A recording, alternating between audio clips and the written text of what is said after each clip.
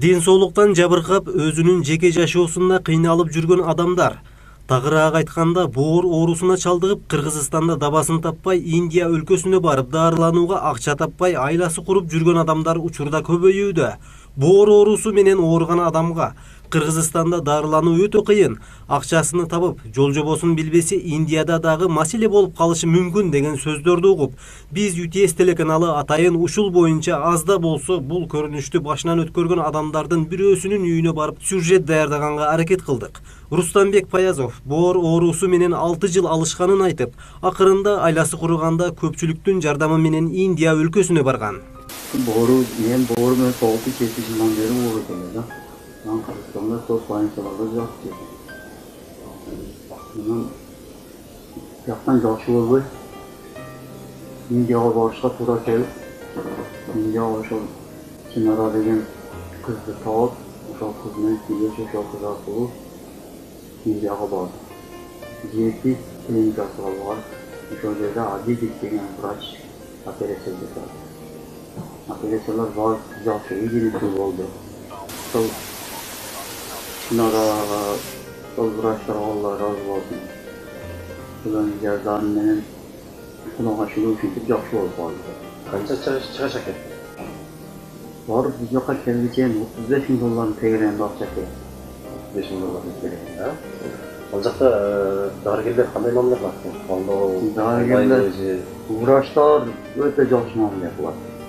Сабағын салып сөйлөгөн жок, баары күлүп жакшы кабыл алат, жакшы карашат. Бирок алдангандар да болду да, кыргыздардачы. Мисалы үчүн кантип алданып калышы мүмкүн ал жерде? Булар biz özümüz aldanmaganımız sebep biz Çınar arkalı bargamızdagı qayerga qancha akça tөгүштү, kimge qancha akça berиштерди biz sol Çınar'dan surap, bilip, anam berip turganбыз. Anam kebiröler oşol patrernik dep koyat, oşol жерде жүрүшөт, алар мындай дагы акча керек, анага керек, мынага керек деп башкача акчаларын алып, колдоп коюп атты. Алдангандар болду, көрдүк биз. Азыр сиз Чынара деп жатпайсызбы? Бул Чынара деген ким? Бул Чынара деген бул өзү Бишкекте иштеп, ошол Индияда клиникалар менен өзүнүн договору бар. Биякта өзү дагы операция болгон экен, ошо операция кылып түшүнүгү бар ушул жөнүндө, ошол боюнча. Анан бул жактан кеткендер ошого жолукса документтерден жардам берип жөнөтөт. Бирок JP ошол Fortis больницалар буга айлык төлөп берет экен. Бизден эч кандай акча жебейт экен. Документтерибизди курула берди өзү. Визаларга чейин. Антип өзү жөнөттү, Чынар аркылуу бардык. Антип операция болуп келди. Чынаранын жардамы өтө күчтүү болду бизге. Келгенден кийин да азыр күнгө чейин күндө звонок кылып, ден соолугубузду сурап турат. Азыр мына донор деген да сөз болот да.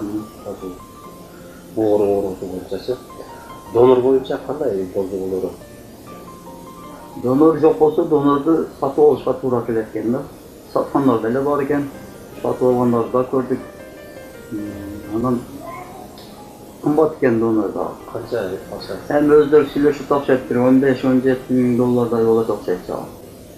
Эми ар кандай жакын болсо арзанга сүйлөшөбүз.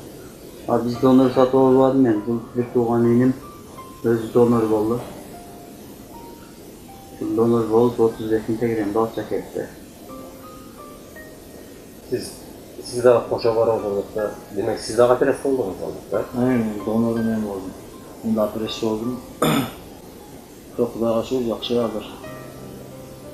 Onda qanday operasiya o'zingizlar, misol uchun sizning bo'g'ringizdan minutda kichkina bir tırnaqday olib yerga o'rib chiqqan odamlar so'rab kelganda. Ondan emas, 50-60% alınadi donordan. Yarımını aladi da bo'g'irni. Şu bayrağın yata salap. Şey oldu, yo'ladi. Bilinmeydi. Sizga bilinmaydi? Bilinmeydi. Başında kichkina nima bo'ladi ham, operatsiya, qiyinchiliklar bo'ladi ham. O'tkilikda boshlanib ko'rasiz endi. Qayra qaytib kelguncha 35 ming dollarning tegragida ketdi deb aytasizlar. максатыңызды өзүңүздөр чыгардыңыздарбы же элден дагы Жоқ, жардам болду? біріншіден ыраазычылык билдирип кетели элге, тууган урукка, досторго, тааныштарга. Ошолордон жардам болду. Анан өзүбүздө дагы бир туугандар машинелер болчу, жерлер болчу, саттык машинелерди. Анан кичине жетпегенине кредит дагы алдык. Ошентип жеткирдик. Депутаттардан болду жардам. Айылдык депутаттардан. Айылдык кеңеш депутаттардан да жардам болду. Анан жогорку кеңештеги эки депутат Махабат Мавлянова менен Зиядин Жамалдинов эки депутаттан да жардам болду. Анан бир өзүбүздө да бизнесмен өзүбүздүн дагы бир акебиз бар. Шара бизнес алмазды. Ошондон дагы жардам болду. Чогултуп бара берсе болбойбу? Ошондо жол жоболор барбы? Болот. Обязательно $35,000 чогултса анан жөнөтөм дебей, бул жактан чогулуп аткан болсо, азыр жарым жартылай акчасы болгон болсо дагы жөнөтүлсө болот. Себеби бул жакта кыйналып больницада жаткандан көрө, жака барса алар жакшы карайт дагы, операцияга чейин даярдайт. Мисалы үчүн биз 22 күндө операция болдук да, баргандачы. Себеби комиссиялар болду, текшерүү болду. Анан дары ичип аттым мен. Ошого эми операция даярдадым да. Мисалы үчүн азыр бул жерде турбай барган болсо, азыр эле акча менен. Барып эле операцияга $27,000 турпайт да. Барган болсо, өздөрү карап операция даярдайт. Ошол 20 күн даярдай, 15 күнбү, 1 айбы, ошонун ичинде анан жактан акчасын жөнөтсө болот да, калган акчасын. Азыр 35,000 акчаны деп эле күтүп, оорулуу бекер эле кыйналып жатат да. Андан көрө барса алар тез дарылап, тез өзүгө келтип, өздөрүнүн көзөмөлдө турат да. Анан убакыттан да уткурбайт да.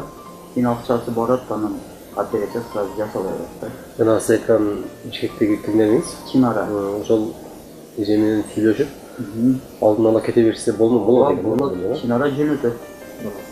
Чынара жөнөтөт. Баргандан кийин аэропорттон Чынара уже айтып койгондон кийин аэропорттон күтүп алат машина менен, таксилер менен өздөрү. Эми больницага алышып барат. Эми ошо $35,000 жол кирелери, мисалы самолетто билет, ал жака барып жеген ичкени, гостиницада жашагандары, бүт ошо $35,000 болот общий алганда. $27,000 больницага төлөнөт. Операциягачы. Калганы өзүнүн расходуна эле баскан турган эмеси. Мындай оорудан негизи Кудай сактасын. Бирок учурда ушундай оору менен жабыркап жаткандар чындыгында жол жобосун билген адамдар менен сүйлөшүп, $35,000 жарымы болсо деле Индияга бара берсе демек болот. Жол жобосун билбей Индияга барып $10,000 нары берисиндеги акчага алданып кала бергендер да болот дейт Паязов. Кыргызстандагы ооруканада жатып акчанын чогулушун күтөм деп отуруп, чогулган акча кирип кетиши мүмкүн. Же ден соолук өтө начар болуп калышы да ыктымал. Себеби кыргыз дарыгерлери бул ооруга пайдалуу дары бергендерин билбеди кеч. Ошого карабастан күн сайын акчаны көп алышат деген сөздөр дагы айтылат эл арасында. Кулатов айыл округунун тургуну Рустамбек Паязов мындан 3 ай алдын Бишкек шаарындагы жеке ишкер Чынара Юлдашеванын жардамы менен Индияга барып боор оорусунан кутулуп келип, учурда үйүндө үй бүлөсү менен отурат. 5 кыздын атасы.